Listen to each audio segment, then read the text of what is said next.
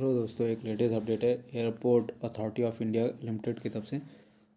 इसमें different different पोस्टें आई हुई हैं। तो जो पोस्टें आई हैं वो recruitment of non executive cadres in northern region. ठीक है। ठीक है। जो जो जिस स्टेट से होगा उसका वहाँ का डोमिसाइल कंपलसरी है। ठीक है। ठीक है, लिखा है ना। Airport authority of regional headquarter northern region invites application for the eligible country who are the domicile. ठीक।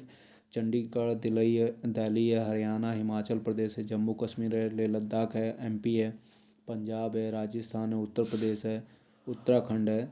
For the post of senior assistant official language, senior assistant finance and senior assistant electronics. ठीक है। अलग अलग है। Online apply करा जाएगा। ये जो फॉर्म है वो मतलब भरा जाएगा ऑनलाइन। अप्लीकेशन 21/12 से भरा जा रहा है और लास्ट डेट है 20/1/2023 यानी कि जनवरी। ठीक है। इसमें जो डिटेल ऑफ पोस्टें दी गई हैं वो सीनियर असिस्टेंट है, सीनियर असिस्टेंट फाइनेंस है, सीनियर असिस्टेंट इलेक्ट्रॉनिक्स है। ठीक है। बात कर लेते कि टोटल पोस्टें जो सीनियर असिस्टेंट ऑफिस लैंग्वेज की है वो 5 है। सीनियर असिस्टेंट फाइनेंस में 16 पोस्टें हैं और सीनियर असिस्टेंट इलेक्ट्रॉनिक्स में 32 पोस्टें हैं। ठीक है, ये हो गया।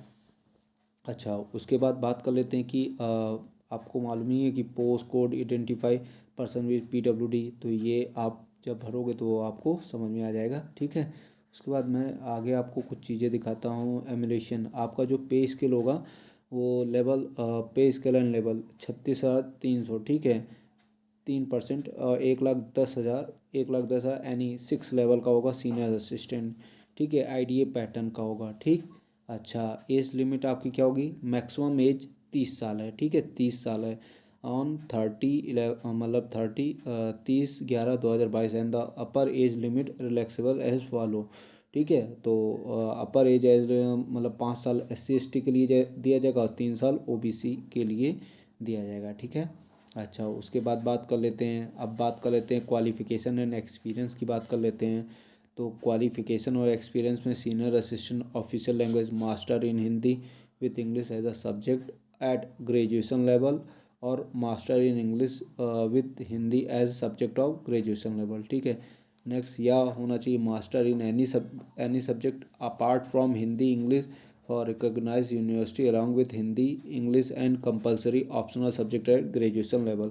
और यह हो master in any subject apart from Hindi English from recognise university along with Hindi and English as medium compulsory optional. ठीक है, subject and medium examination at graduation level means if at graduation level Hindi medium English should be as a compulsory optional subject of, or if it of English medium then Hindi should be as a compulsory optional subject। ठीक है, ये हो गया। उसके बाद senior assistant finance का क्या है? Graduation preferably BCom with computer training course 3 to 6 months का होना चाहिए। Experience 2 year relevant experience in the concern discipline. Senior assistant electronics का डिप्लोमा इन इलेक्ट्रॉनिक या टेलीकम्युनिकेशन होगा या रेडियो इंजीनियरिंग का होगा।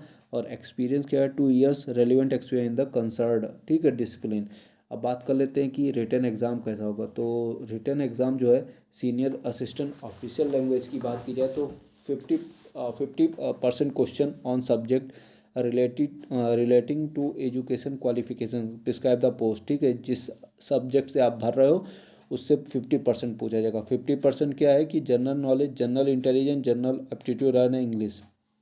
देखिए, इस प्रकार के क्वेश्चन पेपर में क्या करना है कि आपको प्रीवियस ईयर का पेपर देख लेना और उसी अकॉर्डिंग तैयारी करना। जीके के लिए आप लेटेस्ट 6 मंथ का पढ़ लीजिएगा। जनरल इंटेलिजेंस के लिए आप RS चाहे तो उसकी एक आती है बुक, मैं बता, किरण पब्लिकेशन के रिवीजन कर लीजिएगा। ठीक है।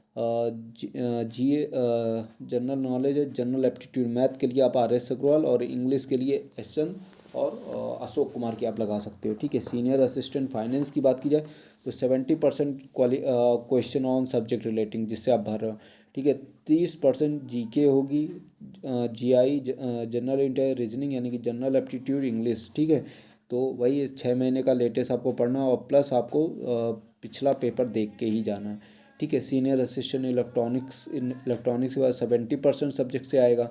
30% GK, GI और मैथ्स और इंग्लिश का। तो इसमें भी वही है सेम, रिवीजन करना, आपको प्रीवियस ईयर का पेपर देख लेना है और उसी अकॉर्डिंग तैयारी करना, क्योंकि एक सब्जेक्ट तो तैयार है, बाकी सब्जेक्ट पे आपको मेहनत करनी पड़ेगी। ठीक है, ये हो गया सिलेक्शन प्रोसीजर मैंने बता दिया। ठीक है, ठीक, इसके बाद कुछ बचा नहीं शायद, नहीं बना। हाँ, ये लिखा है कि appointment to the post of senior in electronic subject to fulfilling eligibility condition successfully passing 12 week to an institute training course and 4 week OGTA airport authority of India civil aviation training college Bamrauli Prayagraj at any other airport place decide to management during the income training incumbent और rules. ठीक है, senior assistant electronics का भी same ऐसे रहेगा। ठीक है, अच्छा, अप्लीकेशन का फ़ीस की बात की, जनरल EWS और OBC की बात की जाए तो 1000 रुपया फ़ीस है। ठीक है, और वुमेन SC ST PWD और ex service man apprentice who complete